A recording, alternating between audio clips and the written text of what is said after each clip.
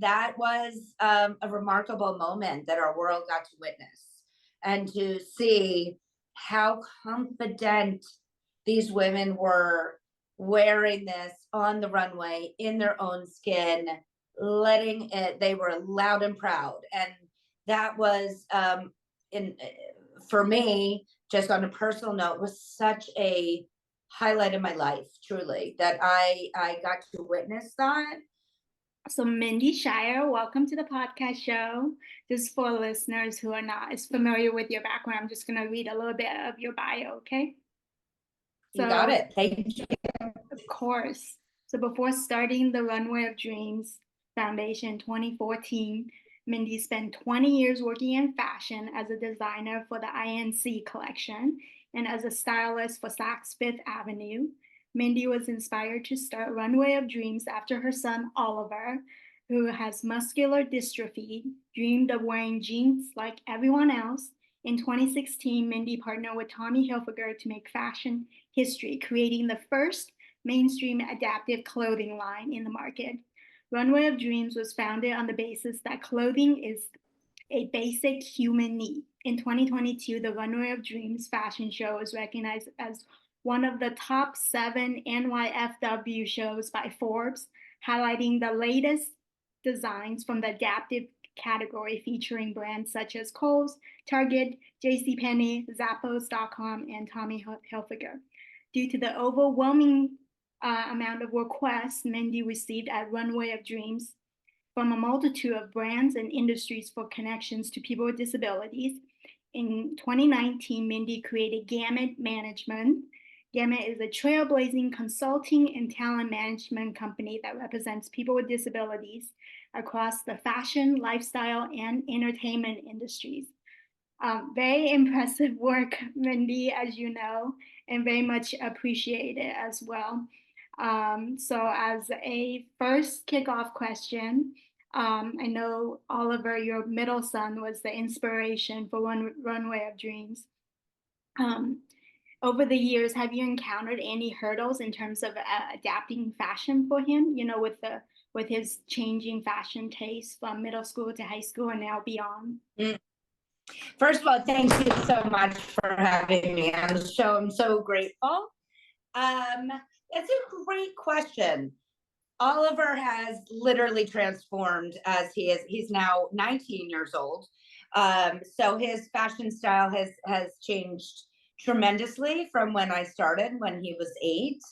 And the great part about that is that the platform that we built Runway Dreams and GAMUT on is meant to evolve also, in that we want every brand in the under the umbrella of fashion to think about having adaptive options, or think about universal ways that clothing and footwear and or beauty can be utilized. So Oliver actually is solidly into thrifting and wearing clothing that, you know, is previously enjoyed, etc. So now he is so aware of modifications and how to make things easier for him and in terms of dressing himself, that he has really kind of taken his own path now and either, you know, modified them and or really has a good sense of what's going to be easier, so more in the universal lane for him to be able to dress himself. Okay, awesome. And then in terms of branching outside of your work with you know, all the changes that you've been able to help with Oliver, what have you learned about working with people with disabilities in general in fashion? So I learn every day. And that is probably one of the most wonderful parts of what I get to do, both Runway Dreams and GAMUT, is that this is a population that is constantly sharing, that is constantly evolving, and I have the honor of learning. So what I think is probably the greatest part of what I've learned on this journey is that there is no designer, no publicist, no marketer, no all of the everything that goes into what makes fashion happen. That can really be authentically in this space without including people with disabilities at every step of the value chain. And really a diverse amount of people with disabilities in terms of the type of disability, the lived experience, whether they were born with their disability or they acquired it, physical disabilities and cognitive disabilities and neurodiverse and all the beautiful things that make the disability space what it is. And having the knowledge and the experience of people with disabilities at every step of the value chain is critical. Yeah, yeah, and I don't know how much of my background that you know, but I have polio and scoliosis. I use a manual wheelchair to get around, and I know for me a lot of I love to wear bright color clothing. I know today is an exception. I'm wearing a black shirt, but I usually love to wear bright color clothing. And but the sleeves are always the things that gets dirty because my hands are on the wheels, close to the wheels. And so my next question is, what are some of the more memorable adaptations you've made with fashion that stuck out to you, either with your son or with other individuals with disabilities that you're like, huh, I would have never in a million years thought to make that sort of adaptation? So before I even could approach the fashion industry, I knew that I had to do extensive research because I only knew my world with Oliver. I don't know your world. I didn't know somebody with a limb difference, et cetera, et cetera.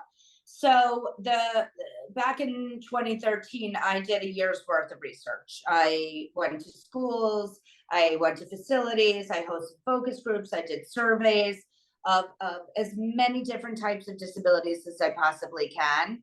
And the interesting outcome from that, it was that it really was three categories that seem to affect the most amount of people under the disability umbrella.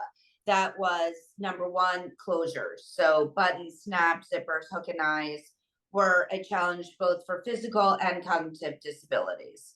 The second was, and this kind of leans into what you just mentioned about sleeves, is the adjustability of the clothing. So sleeve lengths, pant lengths, waistbands to be able to accommodate different shaped bodies, different needs of the body, and really be able to have the clothing fit the body of a disability.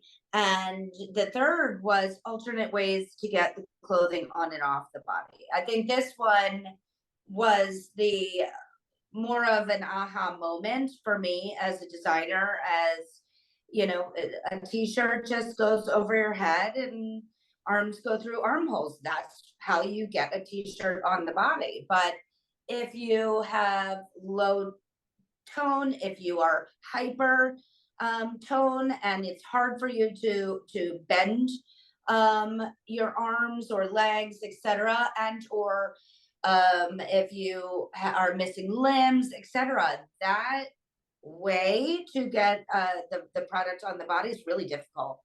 And so thinking about, well, maybe if we open up the shirt in the back and your arms go through the armholes like this, then that could be much easier way for a caregiver to dress someone else.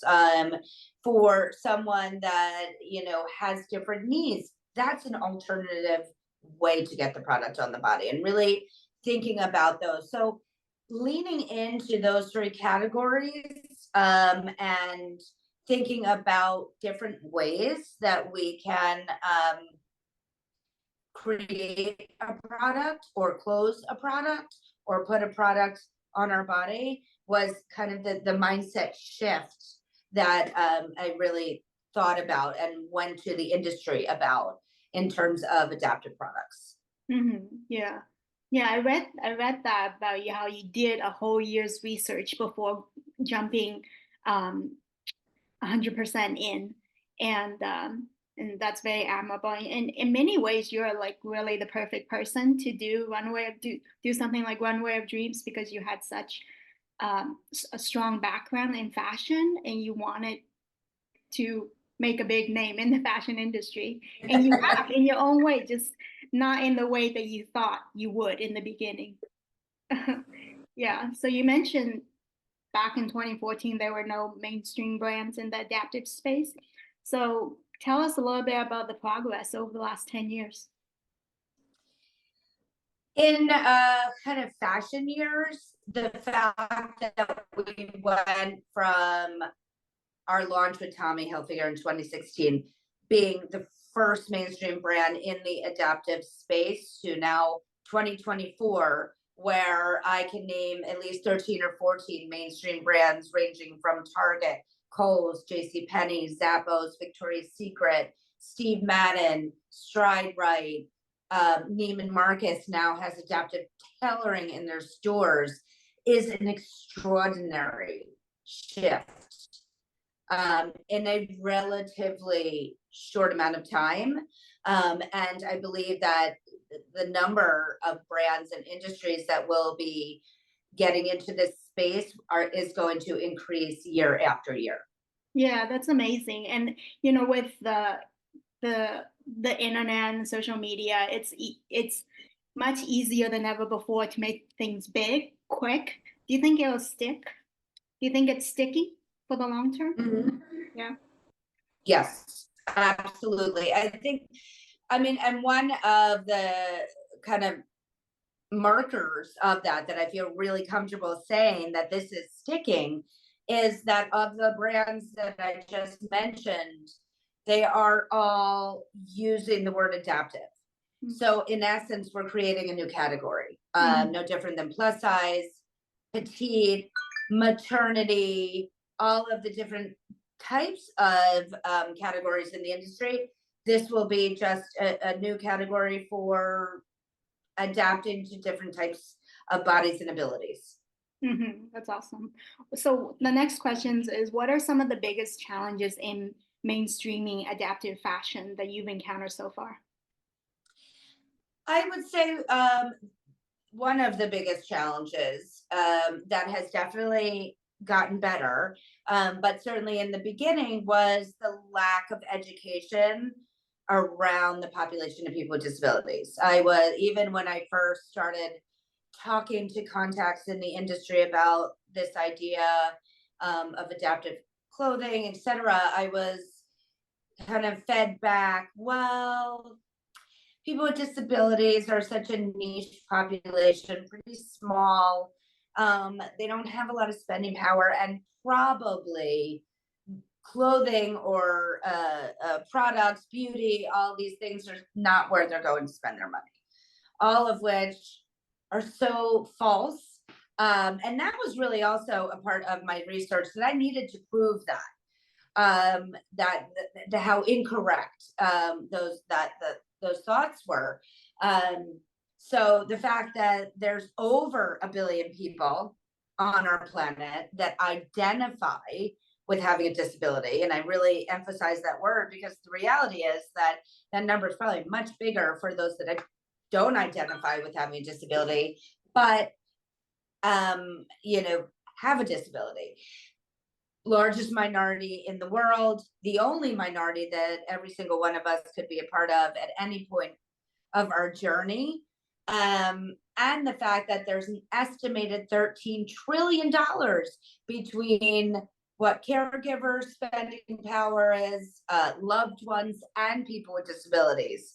That all combined to an estimated 13 trillion is an extraordinary amount of spending power that this population has, and kind of undoing and educating the industries and brands that we worked with, that these are the facts, really is what started to open eyes and make and understand that people with disabilities are consumers and have value in our spending world. So I think because many more brands have kind of joined the adaptive journey, that is proving that this is absolutely an opportunity and white space for brands to get into.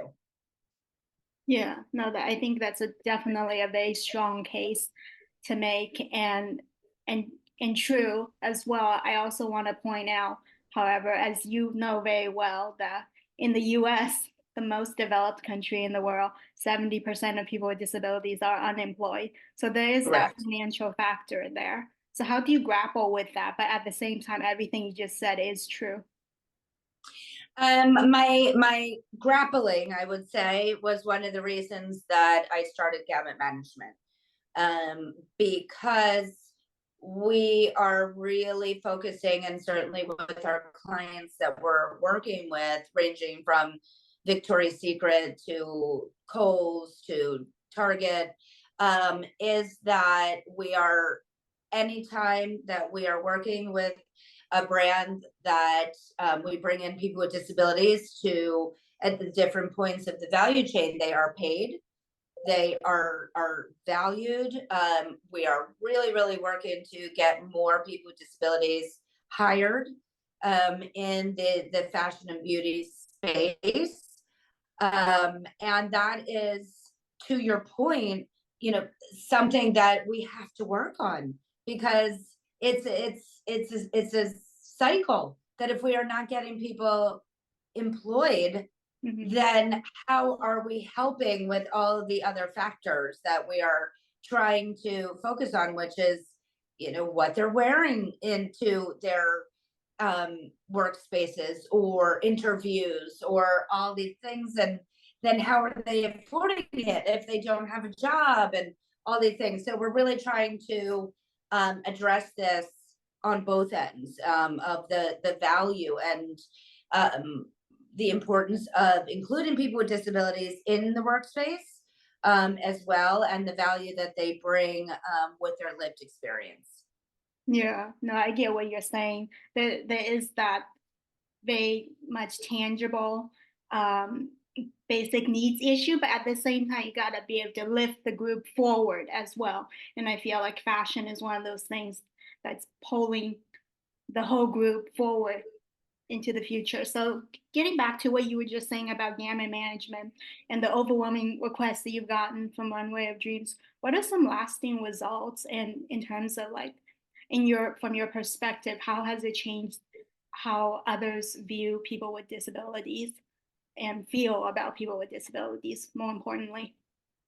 I think the greatest example that I could give for that is probably our most recent collaborative launch with Victoria's Secret. So GAMUT worked with Victoria's Secret for almost 2 years. And again, kind of going back to what I just mentioned, the very first stop that we worked with them is education and understanding who the woman was with a disability, and bringing in women with disabilities to meet with their various teams, and so they could understand who they were designing for.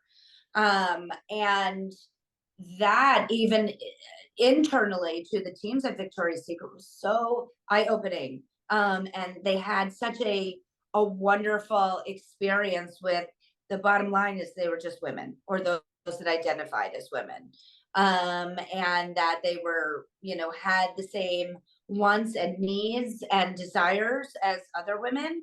But we just had to rethink the product to make it easier for this population to be able to wear what everybody else wants to wear. And also, in our focus groups and surveys, there was an overwhelming sense of how much they loved Victoria's Secret and really wanted to wear the product. And I think that translates so beautifully to the teams to really hear that their brand transcended to all different types of women.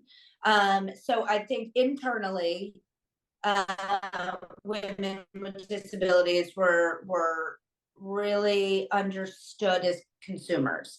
Externally, when the product launched and women with disabilities were utilized in the ad campaigns, that's who we had on our runway at Runway of Dreams when we launched the campaign at our last show in 23 with Victoria's Secret.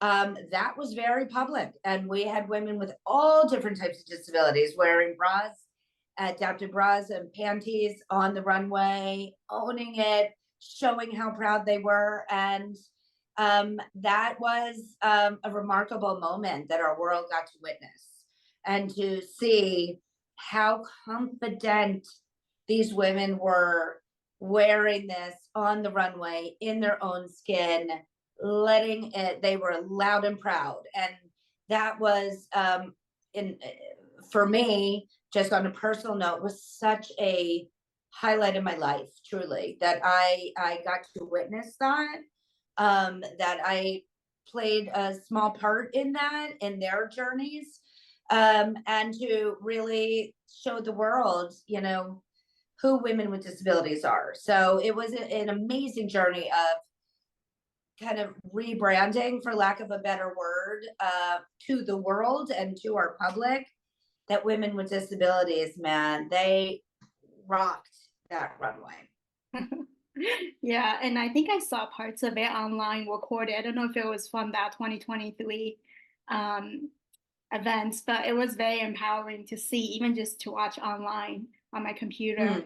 And just I think I so admire your work and the stamina over the years, because it's breaking a mold. It's really hard to break that mold, but you're making efforts in that direction. So the next follow-up questions are regarding self-advocacy, which I think is quite important. So how can people with disabilities themselves better advocate for themselves in the fashion industry specifically, and get their needs, desires known and met?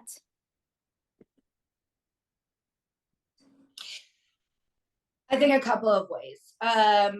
First and foremost, I think it's really important to support, and that doesn't mean going out and buying the products. I'm saying support, whether it's on social media or in your communities, what have you, that these companies are valuing people with disabilities.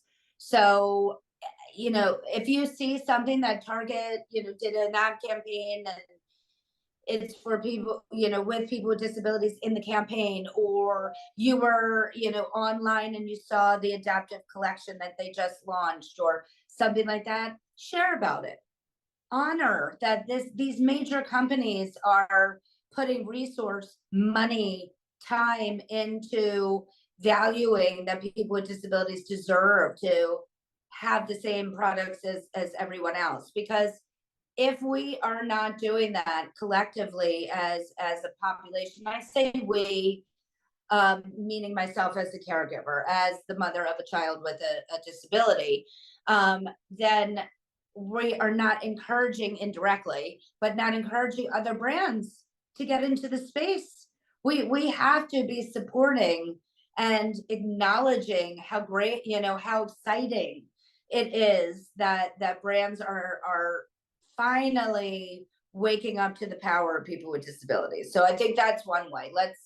Whether, it is supporting and buying products of, and or equally as important, support them in other ways. Talk about it, share it, take pictures, in Victoria's Secret of the models with disabilities that they have in their marketing. Let's really be supportive of that. I would say, other ways that if you are, if you are wearing adaptive product, or you are a patron of, brands that are in the adaptive space, share it, be your own advocate, be your own influencer, in the sense of show how easy this made your life.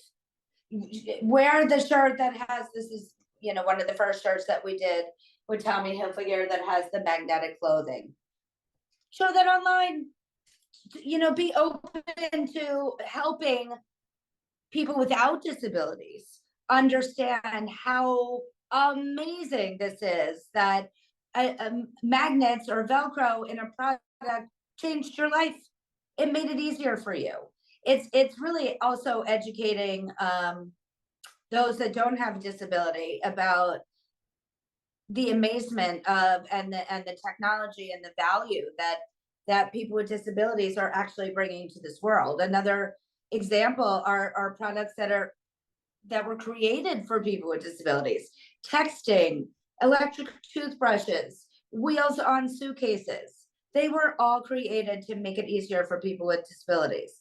Now our world uses those three products that I just mentioned. And when the industry is looking, believe me, they are on social media, they are seeing what the trends that are happening, etc.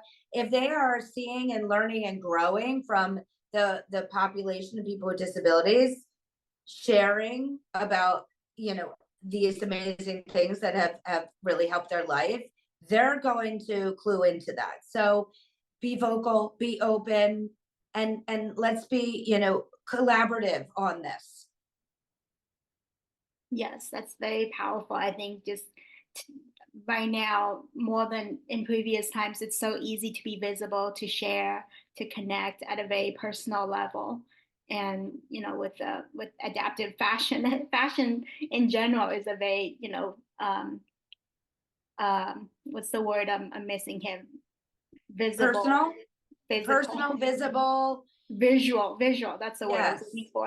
It's a very visual industry. So and social media really helps with that.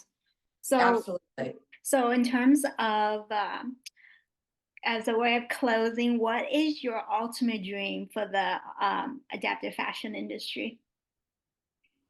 My ultimate dream is that we actually don't have to have these conversations anymore, because it's just part of our mainstream world. There's just adaptive clothing. That's just a category that if you want clothing that has different ways to clothes or different ways to get on and off the body, that's the category that you go to. And that it becomes something that people with disabilities and people without disabilities wear. And that it's just, it's forward thinking, it's modern, and that there's adaptive in both luxury all the way down to budget. And that every single person has options, no matter what their socioeconomic place in this world is, that there is an adaptive option for them. That is my dream, and that is what I know is going to happen. Yeah, that's so admirable. Of course, I didn't mean to snicker at what you just said. It's just we're still far from that, from the ideal that you just shared with us, and I hope we can get there sooner rather than later. Such incredible work, and definitely so empowering to follow your work. So where can people follow you, either on social media or if they want to partner with you, and all of the great work that you've been doing? Where can people find you, basically? Absolutely. Well, first of all, thank you again for having me on your show. It's really an honor. So we are on all platforms, Runway of Dreams. Please head on over there to learn about what we do, our programs, what we are advocating for. Certainly there's volunteer opportunities, so please head over there. But for GAMUT Management, also on all social platforms, it's GAMUT management.com. But we would love anyone with a disability to join our talent community. It's free. What our community does really is it opens. I think you have seconds left. I'm sorry, you're about to time. Oh, sorry. It opens up the possibility to have your voices heard, to be a part of marketing or modeling opportunities. So come on over.